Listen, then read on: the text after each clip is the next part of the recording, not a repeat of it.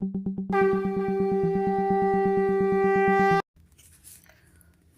पुरुषोत्तमम्। आलोचना प्रसंग भाग 3 से 30 दिसंबर सन 1941 की श्री ठाकुर जी से वार्तालाप। श्री ठाकुर तरु माँ को बाहर खड़ी देखकर बोले, इस अवस्था में निकल पड़ी हो, क्या तुम्हारी तबीयत ठीक हो गई? तरु माँ बोली, अभी भी सर्दी है, बदन में दर्द है, आपको देखे बिना अच्छा नहीं लगता है, इसलिए एक बार आ गई। श्री ठाकुर जी बोले, बुखार टुखार तो नहीं है? तरु माँ बोली, थोड़ा है। श्री ठाकुर जी बोले, थोड़ा कितना? तरु माँ बोली, 99 डिग्री। श्री ठाकुर जी बोले, जाओ जाओ, भागो यहाँ से, घर चली जाओ, बुखार में मत घुमा फिरा करो, दवा पानी ठीक तरह से खाती हो ना? तरु माँ बोली, हाँ हाँ, बीमार होकर पड़े रहना अपने को अपराधी जैसा लगता है, आपका काम काज कुछ कर नहीं पाती हूँ। श्री ठाकुर जी बोले, मन में ऐसा भाव रहना तो अच्छा है, उसमें छानबीन कर यह बात पता लगाओगी कि किस प्रकार शीघ्रता अतिशीघ्र अच्छी हो सकोगी और भविष्य में भी बीमार न पड़ोगी। धीरे धीरे लोग एकत्र होने लगे। कलकत्ता से मदन दास ने एक अच्छा कैलेंडर लाया है। श्री ठाकुर उसे देखकर प्रसन्न हुए और बोले, वाह, अच्छा तो है, तुम्हारी पसंद ही भिन्न है, जाओ कैलेंडर मणि को दो। मणिदा छोटदा उस समय घर में नहीं थे। श्री ठाकुर ने कहा, अपने पास रखो, बाद में मणि को ही देना। श्री ठाकुर आसाम के सतीश दास चौधरी से हाथी पकड़ने की गप सुन रहे थे। इसी समय नदिया के 2 कांग्रेस कार्यकर्ता पहुंचे।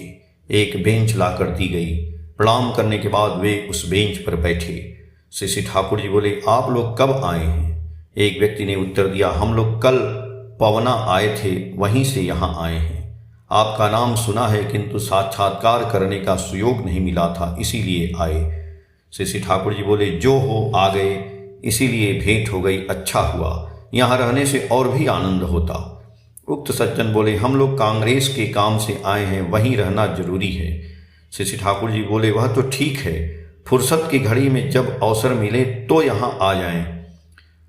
भाई बोले, चेष्टा करेंगे, हमारे कुछ प्रश्न है, पूछ सकते हैं? ठाकुर जी ने बोला, पूछिए। उन्होंने कहा कि राजनैतिक स्वाधीनता प्राप्त किए बगैर हम देश की उन्नति के लिए चाहे कुछ भी क्यों न करना चाहें, क्या वह फलप्रसू हो सकता है? पराधीन जाति की प्रथम प्रचेष्टा ही होनी चाहिए पराधीनता की जंजीर से मुक्ति लाभ। पराधीनता की जंजीर से मुक्त तो होना ही चाहिए। तो आप लोग धर्म आंदोलन क्यों कर रहे हैं? उक्त भाई ने कहा, हमारे मन में यह प्रश्न उठता है कि धर्म आंदोलन किए बगैर पराधीनता को बिल्कुल दूर किया जा सकता है या नहीं। इस विषय में कभी सोचा है कि हम लोग क्यों और कैसे पराधीन हुए हैं? श्री ठाकुर जी बोले, साम्राज्यवादी शक्ति के कुचक्र से। उक्त भाई बोले, वह कुचक्र यदि था ही तो वह हमारे ऊपर कार्यकारी कैसे हुआ? हम क्यों नहीं उससे निकल सके? श्री ठाकुर जी बोले, उसमें एकता का अभाव था। उक्त भाई बोले, एकता का अभाव क्यों हुआ? श्री ठाकुर जी बोले कि हर आदमी स्वार्थी और अपने आप में सीमित रह गया। उक्त भाई बोले, वह क्यों हुआ? श्री ठाकुर जी बोले, वह जातीय चरित्र की कमजोरी थी। तब तो आप खुद ही कहते हैं कि जातीय चरित्र की कमजोरी हमारी पराधीनता का कारण है। अभी यदि उस कारण का निराकरण न करें तो क्या वह मर्ज दूर होगा? यही धर्म आदर्श और कृष्ण की आवश्यकता है। मनुष्य की कमजोरी का अर्थ है प्रवृत्तमुखी होना। प्रवृत्तमुखीनता से मनुष्य छुटकारा पा नहीं सकता है यदि वह इष्ट एवं कृष्णमुखी न हो। एतदर्थ ही है आचार्य के पास दीक्षा ग्रहण करके उसका अनुशीलन करते हुए चलने की पद्धति। आचार्य का अर्थ है जिन्होंने आचरण करके जीवन वृद्धि को अपने जीवन में जाना है एवं उसे मूर्त किया है। धर्म का अर्थ है जिस अनुशीलन के भीतर से बचना और बढ़ना निर्वाध गति से चलता रहे धारण पोषण में, और यह आचार्य अनुराग और आचार्य अनुसरण ही है धर्म का मेरुदंड। वे प्रत्येक को अपने अपने वैशिष्ट अनुसार परिचालित करते हैं, इसीलिए प्रत्येक ही उनके द्वारा परिपूरित होता है। ऐसे एक व्यक्ति को केंद्र करके ही मनुष्य ऐक्यबद्ध हो उठता है, तब उनमें पारस्परिक प्रीति और सहयोगिता सहज हो उठती है। परस्पर के स्वार्थ से स्वार्थान्वित होता है, आपस में एक दूसरे की सेवा करता है। इसके माध्यम से जाति सबल संघत और ऐश्वर्यशाली हो उठती है। यही है धर्म का रूप। जो ऐसे होते हैं उन्हें न तो कभी पराधीन और न पर मुखापेक्षी ही रहना पड़ता है। बचने बढ़ने के लिए जो कुछ आवश्यक है उसे वे स्वयं ईजाद कर सकते हैं, पैदा कर सकते हैं।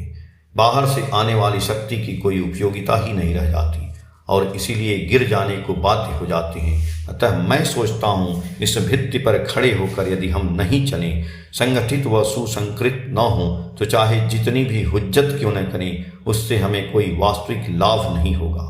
अंग्रेजों को दोषी न ठहराकर हमें यह सोचकर देखना ठीक है कि किन गुणों के कारण वे लोग हम पर प्रभुत्व कायम कर सके तथा हमारी किन त्रुटियों के कारण इतना बड़ा विशाल एक देश ऐसी दुर्वस्था में दिन काट रहा है। सुधीर दादास को देखते ही श्री ठाकुर ने जिज्ञासा की, काम कितना हुआ रे? सुधीर दा बोले, हो रहा है। श्री ठाकुर जी बोले, शीघ्र कर डालो। सुधीर दा ने सम्मति देकर विदा ली। श्री ठाकुर ने तंबाकू मांगा। हरिपत दा साहा ने तंबाकू भर कर दिया। उक्त सज्जन ने कहा, राजनीति में भी तो नेता को मान्यता दी जाती है। नेता के प्रभाव से भी तो जाति बहुत हद तक संगठित होती है। श्री ठाकुर जी बोले, जो भी नेता क्यों न हो, देखना होगा कि वह किसी के द्वारा परिचालित है या नहीं। किसी नीति के द्वारा नीत होने पर काम नहीं चलेगा। किसी ऐसे मनुष्य के द्वारा नीत होना चाहिए जिनमें वह नीत मूर्त हो। असल बात है, जीवंत आदर्श के अनुसरण के बिना प्रवृत्तियां सुनियंत्रित नहीं होती। जो स्वयं सुनियंत्रित नहीं है वह दूसरे को कैसे सुनियंत्रित कर सकेगा। विशाल पारिपार्श्विक के बीच पड़कर वह खुद तो बर्बाद होगा ही, दूसरे को भी विध्वस्त कर डालेगा। जो स्वयं एकत्रित नहीं हो सका वह 10 को कैसे ऐक्यबद्ध कर सकेगा। उस समय देखोगे दल और नेता में संघर्ष ही बढ़ जाएगा। इसीलिए आदर्श नीति के बिना नेतृत्व या राजनीति कभी सार्थक नहीं हो सकती। जो प्रकृत आदर्श परायण नेता हैं उनका आग्रह ही होता है मनुष्य के अंतःकरण में आदर्श की प्रतिष्ठा करके पोषण पूर्ण सेवा के जरिए निरंतर उन्हें जीवन वृद्धि के पथ पर समुन्नत करना। यही होता है उनका काम। नशा, स्वार्थ, अतः हम कहते हैं राजनीति का मूल है धर्म नीति। सज्जन ने प्रश्न किया, धर्म की अवतारणा करने से तो विभेद और भी बढ़ जाएगा। संप्रदाय, आदर्श, गुरु और धार्मिक मतवाद का क्या कभी अंत भी है? श्री ठाकुर जी बोले, धर्म का अर्थ है बचने बढ़ने की नीति। यह नीति विभिन्न अवतार महापुरुषों में मूर्त हुई है। उनमें तो किसी प्रकार का विरोध का कोई कारण नहीं है, क्योंकि सभी एक पंथी हैं। वर्तमान में यदि ऐसे कोई आदर्श हों जिनमें सभी के वैशिष्ट सम्मत परिपूर्ण हैं, तो उन्हीं की छत्र छाया में सभी अपने अपने वैशिष्ट को कायम रखते हुए एकत्र हो सकते हैं। कांग्रेसी भाई ने हंसकर कहा, इसके अंदर जो एक विराट यदि रह गया है। श्री ठाकुर जी बोले, सीधा हो बैठकर हाथ से ताली पीट करके समस्या की हल्का करके बोले, ऐसे आदर्श पुरुष परम पिता के ही अवदान हैं। परम पिता अपने अवदान में कभी कृपणता नहीं करते। अब हमें उनको विमुख न करना चाहिए। उक्त भाई बोले, मैं भगवत विश्वासी हूँ। मैं विश्वास करता हूँ कि भगवान की दया से असंभव भी संभव हो सकता है। धर्म की आपने जो व्याख्या दी वह यदि धर्म हो तो उसमें किसी की आपत्ति नहीं हो सकती है। श्री ठाकुर जी बोले, भगवान के भरोसे पर सब कुछ छोड़ देने से काम नहीं होगा। हनुमान के जैसे उसके लिए मेहनत करनी पड़ेगी। भक्ति मनुष्य को पंगु बनाती है, पंगु को गिरि लंघन करा के छोड़ती है। कांग्रेसी भाई बोले, आपके अनमोल उपदेश से बहुत उपकृत हुए हैं। सुयोग मिलते ही पुनः आएंगे। अब हमें जाना है। श्री ठाकुर जी बोले, जब जब सुयोग मिले आवें एवं उन्हें भी साथ लेते आवें। इसका मैं बड़ा लोभी हूँ। थोड़े में मेरी आशा नहीं मिटती है। कोई आकर तुरंत चला जाता है तो लगता है जैसे भोजन किया पर भूख नहीं मिटी। भूख का भाव लगा ही रहता है। दोनों ही श्री ठाकुर की बातों से अभिभूत पड़े। प्रणाम करके विदा ली। श्री ठाकुर भी 2-1 मिनट बाद वहाँ से उठकर चल पड़े। साथ में बहुत से लोग हैं। राह में एक फतिंगा का डैना कटा हुआ था। उसे देखकर अस्थिर हो बोल उठे, कौन मारकर चला गया रे? इसे दवाखाने में ले जाओ न, इसे बचाना है। रमेश दादत्त तुरंत उसे दवाखाना ले गए। श्री ठाकुर व्यथातुर दृष्टि से उसे देखते रहे। आलोचना प्रसंग भाग 3 के पेज संख्या 19 से 24 तक। जय गुरु।